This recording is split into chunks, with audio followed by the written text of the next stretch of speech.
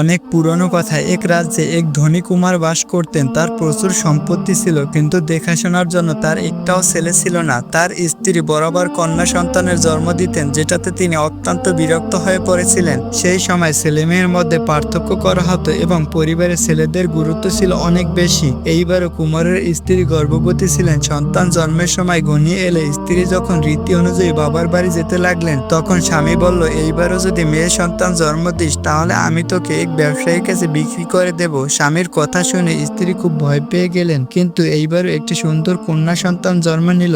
মেয়ে দেখে কুমারের স্ত্রীর হাত পা কেঁপে উঠল। আর কেউ কিছু জানার আগেই কঠিন মন নিয়ে সে নবজাতক কন্যাকে একটি হাঁড়িতে ভরে তার ঢাকনা লাগিয়ে নদীতে ভাসিয়ে দিল। সেই হাঁড়িটি পানির ঢেউয়ের সাথে দুলতে দুলতে এক ধোপার কাছে গিয়ে পৌঁছালো। ধোপা পানিতে ভাসতে থাকা হাঁড়িটি দেখতে পেয়ে কৌতূহলবশত ঢাকনা খুলল। ভেতরে ঘুমন্ত এক নবজাতক কন্যাকে দেখে তার চোখ বিস্ময় বড় হয়ে গেল। সে হাঁড়িটি টেনে নদীর পাড়ের দিকে ফিরতে লাগলো। আকাশে উঠতে থাকা এক চিল হঠাৎ ঝাঁপিয়ে পড়লো আর শিশুটিকে ঝট করে তুলে নিয়ে উড়ে গেল। ধোপা শুধু হতবাক হয়ে তাকিয়ে রইল। চিল শিশুটিকে নিয়ে গেল পিপল গাছের উপরে বানানো নিজের বাসায়। সেই সুন্দর ছোট্ট শিশুটিকে দেখে চিলের মধ্যে মাতৃত্ববোধ জেগে উঠল। সে তাকে খেতে পারলো না। সে ঠিক করলো এই শিশুটিকে নিজের মেয়ের মতো লালন পালন করে বড় করবে। এখন প্রতিদিন যেখানে ভালো খাবার পায়, চিল তা ঝটপট নিয়ে আসে আর নিজের মেয়েকে খাওয়ায়। চিলের মেয়ে ধীরে ধীরে বড় হতে লাগলো। কারো বাড়িতে কেউ যদি ভালো জামা কাপড় ধুয়ে রোদে শুকাতে দেয়, চিলটা নিয়ে আসে আর নিজের মেয়েকে পরায়। একদিন রাজকুমারী যখন নদীতে স্নান করতে গিয়েছিল, সে নিজের গয়না খুলে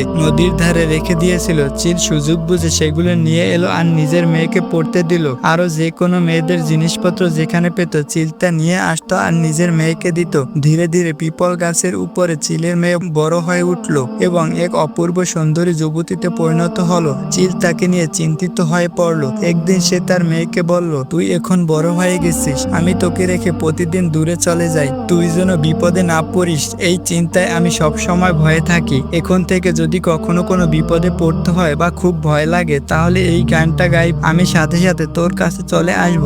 একদিন এক রাজপুত্র সেই পথ দিয়ে যাচ্ছিল। গরমে খুব কষ্ট হচ্ছিল, তাই সে একটু বিশ্রাম নিতে পিপল গাছটার ছায়ায় বসে পড়লো। হঠাৎ করে একটা লম্বা চুল এসে তার হাতে পড়লো। সে আশপাশে তাকিয়ে উপরে চোখ তুলতেই দেখতে পেল একটা সুন্দরী মেয়ে গাছের ডালে বসে আছে। ওই মেয়েটা আগে কখনো কোনো মানুষকে দেখেনি। রাজপুত্র তখন তাকে জিজ্ঞাসা করলো, তুমি কে, পরী নাকি কোনো পিশাচিনী?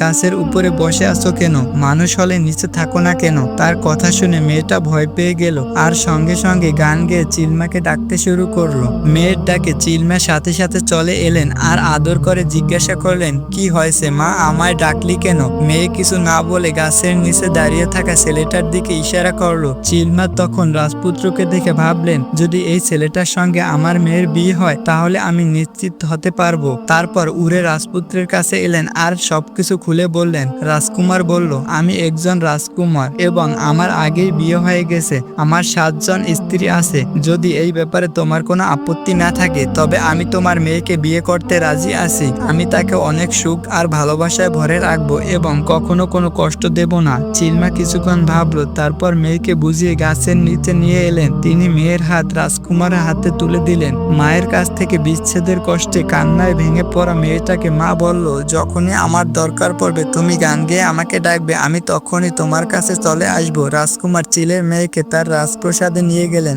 এবং খুব ভালোবাসা ও যত্নে তার সঙ্গে জীবনযাপন কাটাতে লাগলো। কিন্তু এই কথা রাজকুমারের আগের স্ত্রীরা মেনে নিতে পারলো না। তারা চিলের মেয়ের প্রতি হিংসা করতে লাগলো এবং বিভিন্নভাবে তাকে কষ্ট দিতে শুরু করলো।